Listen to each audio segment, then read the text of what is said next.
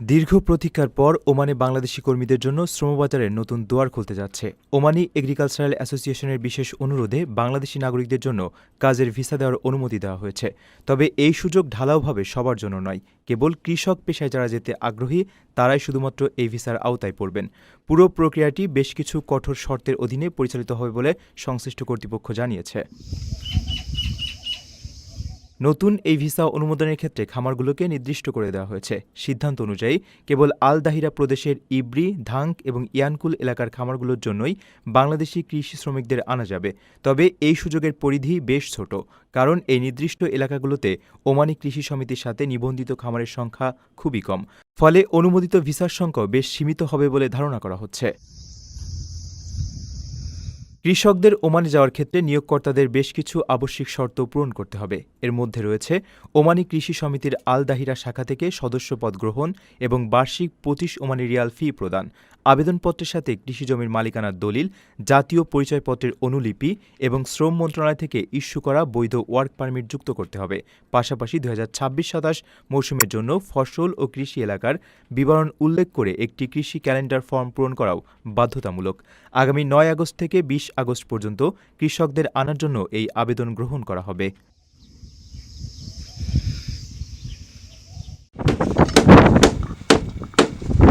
Saudi আরবে কর্মরত প্রবাসী বাংলাদেশিদের জন্য বড় সুখবর দিয়েছে দেশটির সরকার। এখন থেকে মূল কফিল বা নিয়োগকর্তা আকামা নবায়ন না করলেও আইনি কোনো জটিলতায় পড়তে হবে না কর্মীদের। চাইলেই তারা দ্রুততম সময়ের মধ্যে অন্য কোনো নিয়োগকর্তার অধীনে নিজেদের আকামা নবায়নের সুযোগ পাবেন। এতে করে প্রবাসীদের কর্মক্ষেত্রে অনিশ্চয়তা ও আইনি বাধা দূর হবে বলে মনে করা হচ্ছে।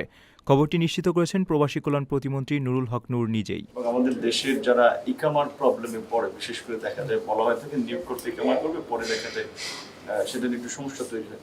তো এই সমস্যাটা ইতিমধ্যেই সমাধান হয়ে যাচ্ছে এবং চাইলে আমাদের যে ওয়ার্কার যারা যাচ্ছে ইকামা ধরেন কোনো যারা এক্সটেনশন করার কথা করবে না, সে চাইলে অন্য মালিক বা কফিল বলে সেটাও পরিবর্তন করতে পারবে। মঙ্গলবার ঢাকায় প্রবাসী কল্যাণ ও বৈদেশিক কর্মসংস্থান মন্ত্রী আরিফুল হক চৌধুরীর সঙ্গে এক দ্বিপক্ষীয় বৈঠকে এই সুখবর জানান সৌদি আরবের মানব সম্পদ বিষয়ক উপমন্ত্রী মুহান্নাদ বিন আহমেদ আল ইসা।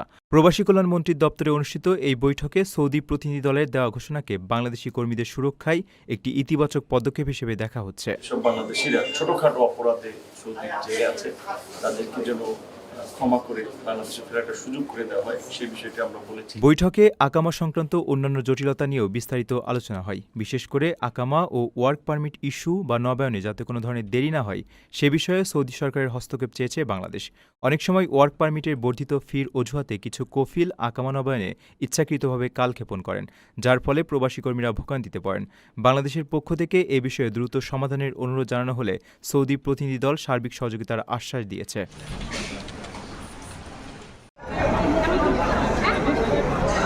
ছুটিতে দেশে এসে আমিরাতের ভিসা বাতিলের শিকার হয়ে আটকে পড়া প্রবাসীদের কর্মস্থলে ফেরাতে কূটনৈতিক তৎপরতা শুরু করেছে বাংলাদেশ সরকার। এখন পর্যন্ত যাচাই বাছাই শেষে ৯৮৫ জন প্রবাসীর তথ্য একটি কূটনৈতিক নোটের মাধ্যমে আমিরাত সরকারের কাছে হস্তান্তর করা হয়েছে। সংকট নিরসনে আবুধাবির বাংলাদেশ দূতাবাস ক্ষতিগ্রস্তদের ইমেইলের মাধ্যমে তথ্য সংগ্রহ করে একটি ডেটাবেস তৈরি করছে।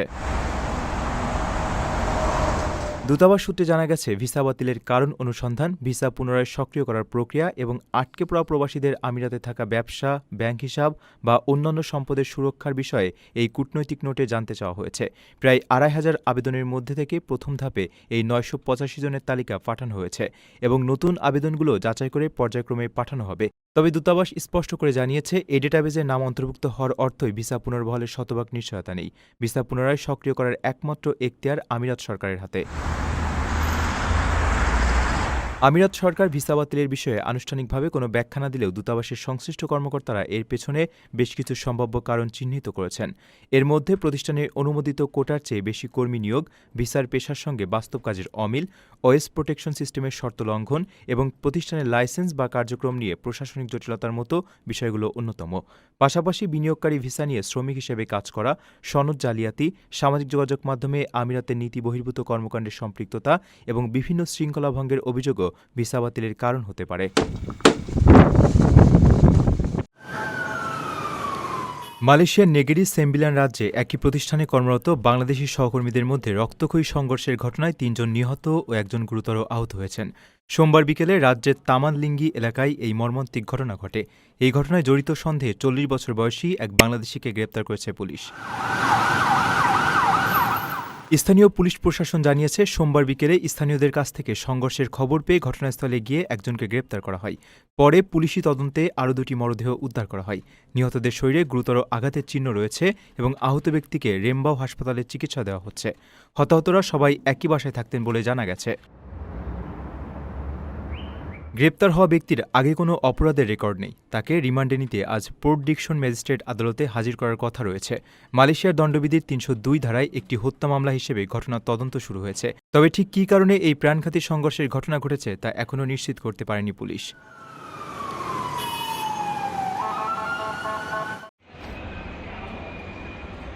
দেশের বাজারে সবচেয়ে ভালো মানের বা 22 ক্যারেটের প্রতি ভরি স্বর্ণের দাম বাড়ানো হয়েছে ৯,৮৫৬ টাকা।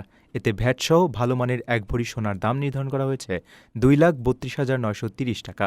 বৃহস্পতিবার সকাল 10টা থেকে এই দাম কার্যকর করা হয়েছে বলে জানিয়েছে বাংলাদেশ জুয়েলার্স অ্যাসোসিয়েশন বাজুস।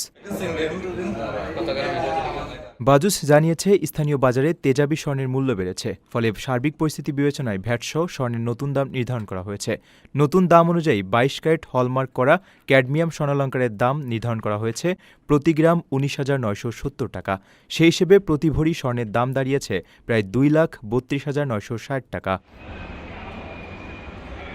এছাড়া 21 ক্যারেটের দাম প্রতি গ্রাম 19,075 টাকা, 18 ক্যারেট স্বর্ণের দাম প্রতি গ্রাম 16,380 টাকা এবং সনাতন পদ্ধতি স্বর্ণের দাম প্রতি গ্রাম 13,380 টাকা নির্ধারণ করা হয়েছে। এ নিয়ে চলতি বছর এখনও পর্যন্ত দেশের বাজারে 98 বার সমন্বয় করা হয়েছে স্বর্ণের দাম, যেখানে দাম 48 দফা বাড়ানো হয়েছে, কমানো হয়েছে 49 দফা ও 1 দফা ভ্যাট সমন্বয় করা হয়েছে।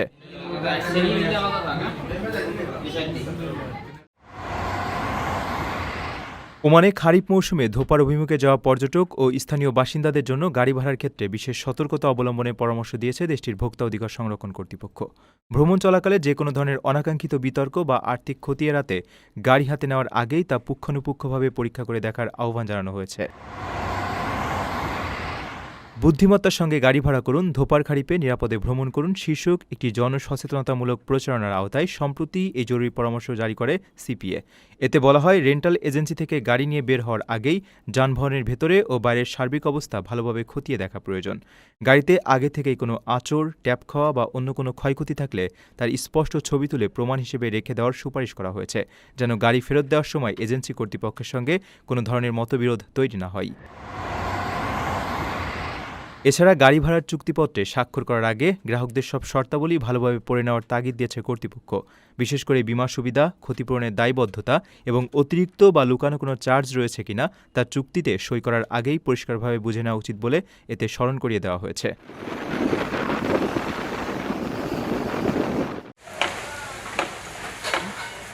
সৌদি আরবে এখন থেকে বেসরকারি খাতে কোনো প্রতিষ্ঠান থেকে প্রবাসীদের সরাসরি ব্যক্তিগত বা পারিবারিক কাজে গৃহকর্মী হিসেবে নিয়োগ দেওয়া যাবে। দেশটির মানব সম্পদ ও সামাজিক উন্নয়ন মন্ত্রণালয় সম্প্রতি এ বিষয়ে নতুন ইলেকট্রনিক সেবা চালু করেছে।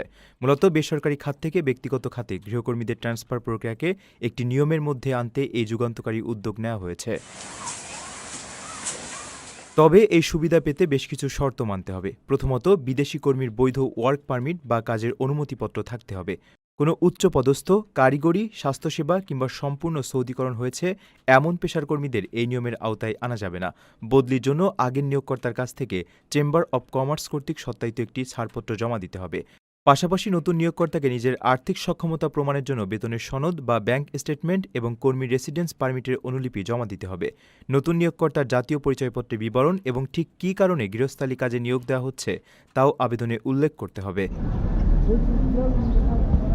সৌদি নাগরিকদের জন্য সর্বোচ্চ 4 জন এবং প্রবাসীদের জন্য 2 জন গৃহকর্মী রাখার সাধারণ নিয়ম রয়েছে। এর বেশি গৃহকর্মী রাখতে চাইলে প্রতি অতিরিক্ত কর্মীর জন্য বছরে 9,600 সৌদি রিয়াল ফি দিতে হবে। তবে প্রতিবন্ধী বা গুরুতর অসুস্থ ব্যক্তিদের মতো মানবিক ক্ষেত্রে এই নিয়মে বিশেষ ছাড় দেওয়া হয়েছে। প্রথমবারের মতো প্রবাসীর সিটিতে শুরু হলো কমার্শিয়াল শপ বরাদ্দ। আপনার ব্যবসাকে দিন একটি আধুনিক ও সম্ভাবনাময় ঠিকানা। একই সঙ্গে নিশ্চিত করুন ভবিষ্যতে লাভজনক বিনিয়োগ। সীমিত সংখ্যক কমার্শিয়াল স্পেস এখন বুকিং চলছে। স্ক্রিনে প্রদর্শিত নাম্বারে আজই যোগাযোগ করুন এবং আপনার পছন্দের শপটি বুকিং নিশ্চিত করুন। স্পেস সীমিত, তাই দেরি নয়, আজই বুকিং করুন। প্রবাসীর সিটি, আপনার ব্যবসা ও বিনিয়োগের স্মার্ট সমাধান।